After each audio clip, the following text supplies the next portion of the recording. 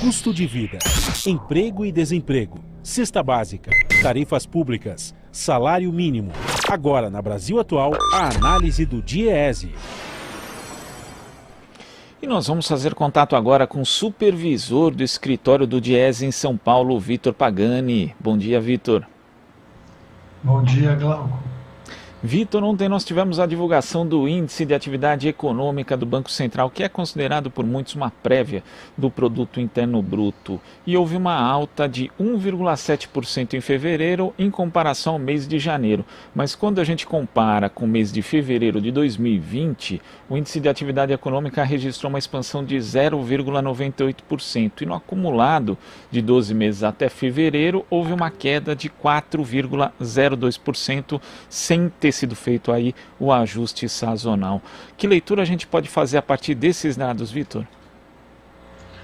Bom, Glauco, esse índice, o Índice de Atividade Econômica do Banco Central do Brasil, o IBC-BR, como você disse, ele é uma espécie de prévia informal do PIB, né?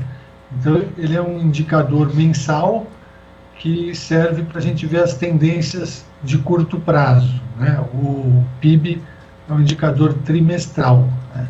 E ele incorpora estimativas referentes ao setor agropecuário, à indústria e ao setor de serviços, né?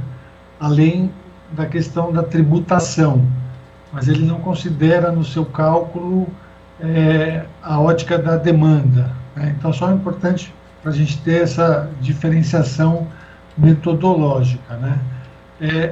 O índice está tendo um resultado positivo, né? Então, desde o ano passado ali, quando a gente teve uma queda muito grande da atividade econômica em março, em abril, aí houve já uma recuperação em maio.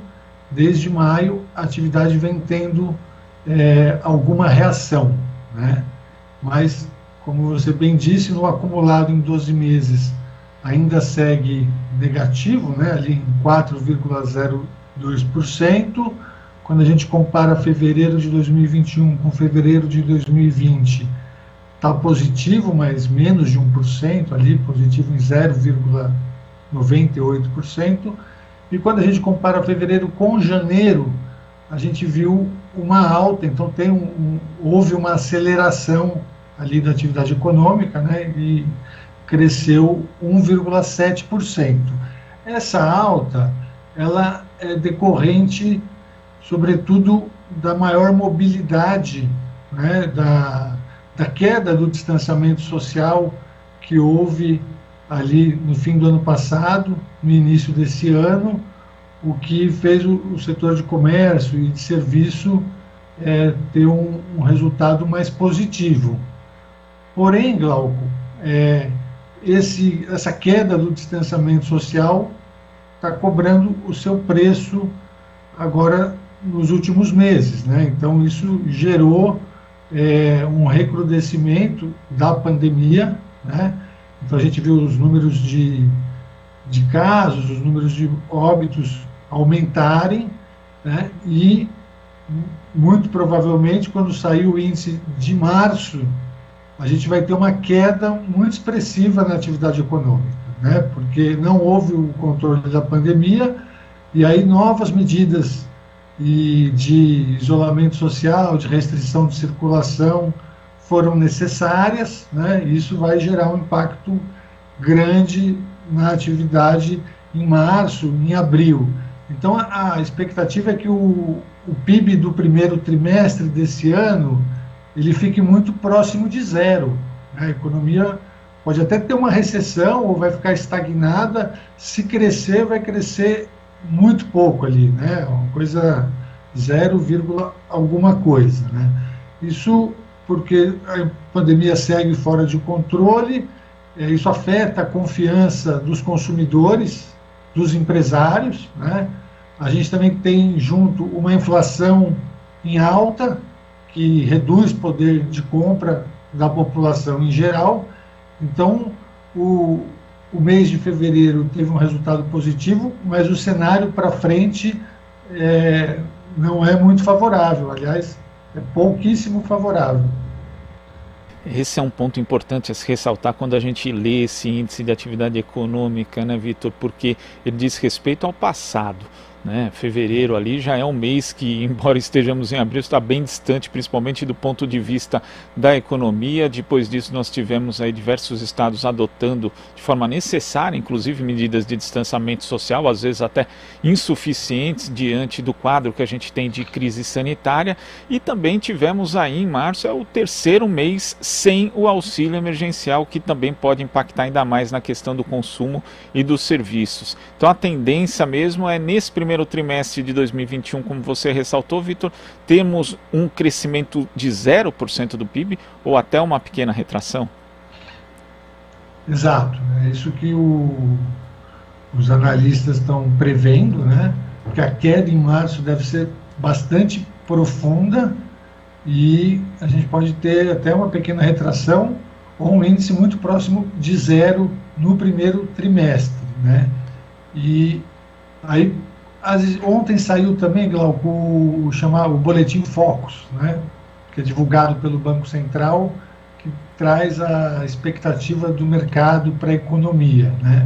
Então, ali no Boletim Focus, a gente vê mais uma revisão da expectativa de crescimento do PIB no ano para baixo, né? Então, houve uma reavaliação e agora os agentes de mercado estão prevendo que a economia cresça no ano 3,04%, né? Então, mas isso começou o ano, era um percentual mais alto, então eles têm revisto sucessivamente para baixo e apostando que o ritmo da aplicação da vacina vai melhorar, né? Então que vai ter uma vacinação da população e que haja algum tipo de retomada de estímulos fiscais por parte do governo, o que também é bastante incerto, né? Porque a gente tem visto ali a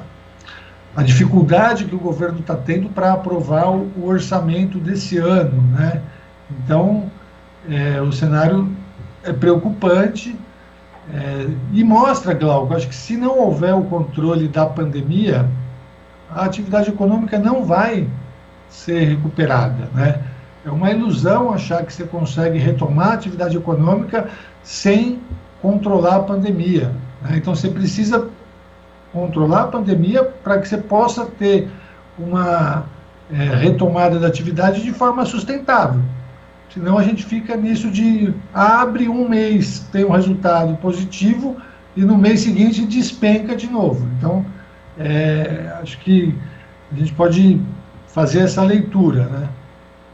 Esse é um problema muito sério, né? Não só do ponto de vista da saúde, como da própria economia, porque temos aí alguns estados começando a estabilizar, e quando a gente diz estabilizar, não significa que os casos estão em queda, eles estão desacelerando na prática e vai continuar num platô muito alto, o que garante a circulação de vírus, a possibilidade de surgimento de novas variantes e o adoecimento das pessoas, consequentemente o sistema público de saúde e também o privado ficando aí sobrecarregado. Então, enquanto não houver na prática esse controle, Vitor, não tem como sequer a pessoa, por exemplo, poder projetar ali, consumir algum bem de maior duração, um bem mais que de fato movimente a economia, porque não tem qualquer tipo de previsibilidade, não sabe se vai ter emprego amanhã. A mesma coisa vale para o empresário. Então, enquanto não tiver esse controle, de fato a economia brasileira vai continuar patinando, vai continuar sem sair do lugar, Vitor. Exato. Enquanto não houver essa perspectiva de controlar a pandemia, não vai ter a retomada da confiança, tanto dos consumidores quanto dos empresários, né? A gente tem um problema também na inflação em alta, né? O Boletim Focus também prevê que ocorram altas sucessivas na taxa de juros, né? A taxa Selic. A gente sabe que isso dificulta o acesso a crédito, financiamento habitacional, de produtos e bens duráveis. Então,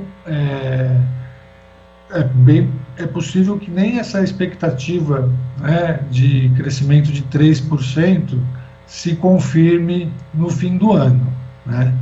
A gente vê o mercado de trabalho bastante debilitado, né? Então, a ocupação em queda, a taxa de desemprego muito elevada e o ponto que você mencionou, Glauco, do auxílio emergencial, né, que foi retomado, mas com valor muito inferior até aos R$ 300 que foi pago no fim do ano passado, mas sobretudo aos R$ 600, né, que foi pago no início do programa, que seria o mínimo necessário para a população poder cumprir as recomendações sanitárias, né, e ter condições de sobreviver e de manter alguma demanda para a economia até o fim da pandemia, né, até a gente ter aí um percentual da população vacinada, um percentual suficiente para controlar aí a propagação do vírus. Tá certo, Vitor. Muito obrigado pela sua participação aqui no Jornal Brasil Atual e até a próxima. Obrigado, Glauco. Conversamos aqui com o supervisor do escritório do DIEESE em São Paulo, Vitor Pagani.